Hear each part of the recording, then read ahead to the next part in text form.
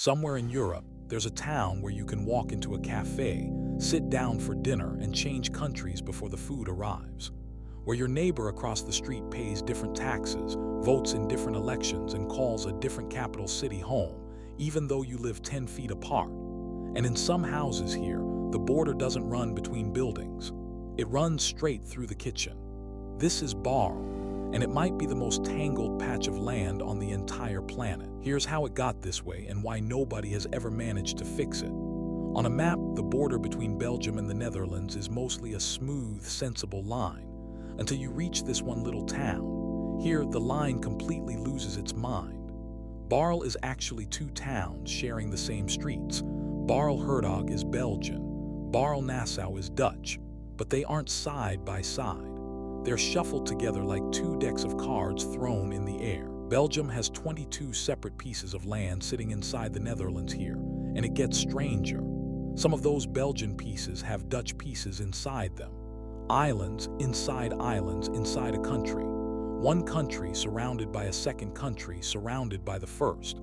So how on earth does something like this happen? To understand Baarle, you have to go back over 800 years to a time before Belgium and the Netherlands even existed. Back in the Middle Ages, this land was carved up between two powerful nobles, the Duke of Brabant and the Lord of Breda, and they didn't split it with a clean line. They divided it the messy, medieval way, plot by plot. The valuable farmland, the fields that paid good taxes, the Duke kept those, the Lord got the rest. So instead of one border, they ended up with dozens of tiny scattered parcels, each assigned to whoever owned that individual field. For centuries, nobody bothered to tidy it up. Then in 1843, Belgium and the Netherlands finally sat down to draw their official border once and for all. They sorted out the entire country, kilometer after kilometer of clean, agreed line. And then they reached Baarle, looked at the chaos, and basically gave up. They marked every single plot individually and left the knot exactly as it was. That decision, made nearly 2 centuries ago, is why this town is still a puzzle today. So what is it actually like to live inside this puzzle? Honestly, it's wonderfully absurd. The border is painted right onto the streets. Little crosses in the pavement so you always know which country your feet are in. You can stand with one foot in Belgium and one in the Netherlands while you wait for your coffee. Every house has its address marked with a tiny national flag, so the postman knows which country is delivering. 2 postal systems, 2 of almost everything. The town has 2 mayors, 2 town halls, 2 police forces, 2 churches, all serving the same handful of streets. And for the people who live here, the most important question isn't what street do you live on. It's which side of the line is your front door. Because in Baarle, your front door decides your entire nationality. And that is where things get truly ridiculous. Here's the rule that runs everything. Whichever country your front door opens into, that's the country you legally live in. Your taxes, your nationality, your paperwork, all decided by a single doorstep, which created a loophole too good to ignore. When taxes were lower on one side of the border, families did the unthinkable. They physically moved their front door a few feet over into the cheaper country.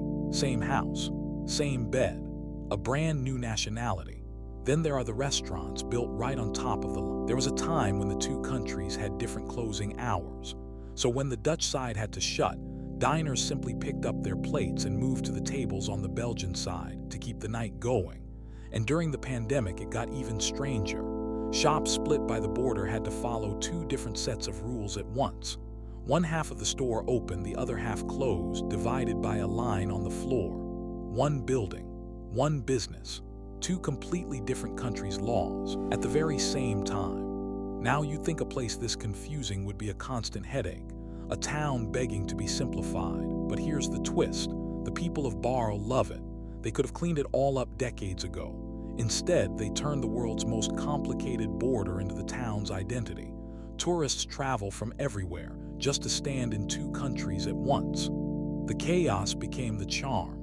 Because Baarle is a living reminder of something we tend to forget. Borders aren't natural. They're not carved by rivers or mountains here. They're just decisions, old agreements between people long gone that we've quietly agreed to keep honoring.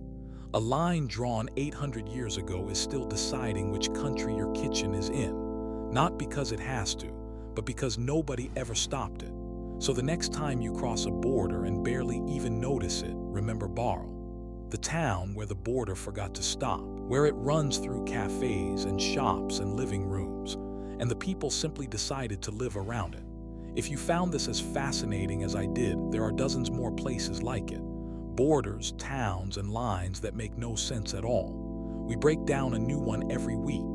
So subscribe and come get lost in the next one with me. One town, two countries, and a border that never knew when to quit.